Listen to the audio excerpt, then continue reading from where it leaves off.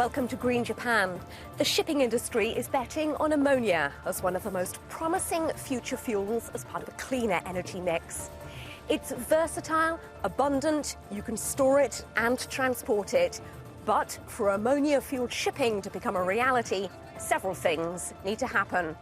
Let's find out more.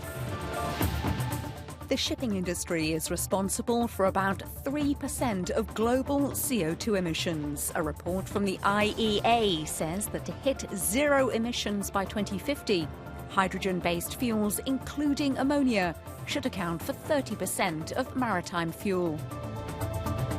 There's no silver bullet for zero-carbon marine fuels, but ammonia is easier to store than its green fuel competitor hydrogen. It's also a safer way to transport hydrogen itself. Japanese shipping and logistics company NYK Lines and IHI Power Systems are developing the world's first tugboat that runs on ammonia. We have to achieve net zero by 2050.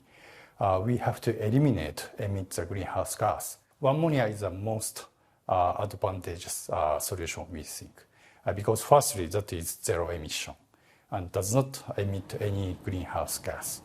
And also, we have already have some experience to transport ammonia. There are significant design challenges with ammonia as it's toxic to humans and aquatic life.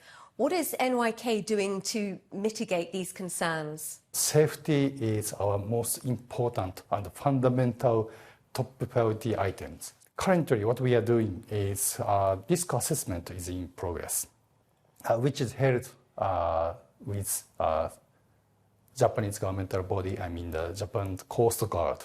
And we are now identifying the possible risk and also deliver the solutions as well. Made from hydrogen and nitrogen, ammonia is already widely used as a fertilizer and in cleaning products, but the production process at the moment is far from clean. Here at the Fukushima Renewable Energy Institute, Japanese engineering company JGC, along with AIST, used electricity produced from renewables to make so-called green ammonia. Cleaning up the ammonia production process could have significant benefits. JGC plans to build a green chemical plant in the Fukushima region to make the most of locally produced renewable energy as part of the drive to cut the CO2 currently produced by ammonia and eventually go even further. The amount of CO2 is 1 to 2% of the world emission, but also the ammonia can be used for another sector, new market for energy, like a power generation and shipping, so that we can reduce huge amount of CO2, not just 1 to 2% of the current emission, but much more. We expect maybe 10–20% of whole CO2 emission because it is used for the energy sector. And that's exactly what's in the pipeline in Heikkinen.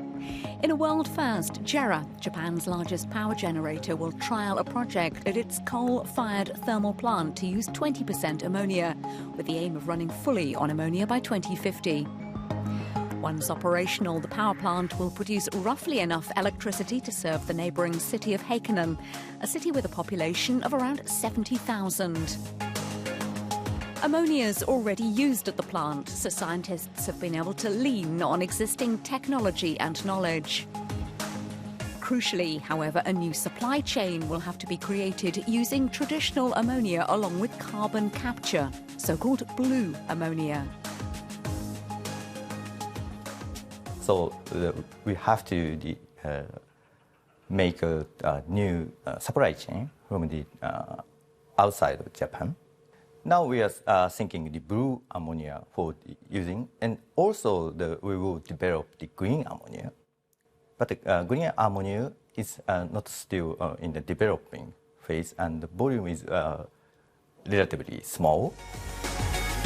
Ammonia has significant potential, and while challenges, including the cost, remain, it's hoped the price of renewable electricity will continue to fall, making green ammonia a viable, clean fuel for the future.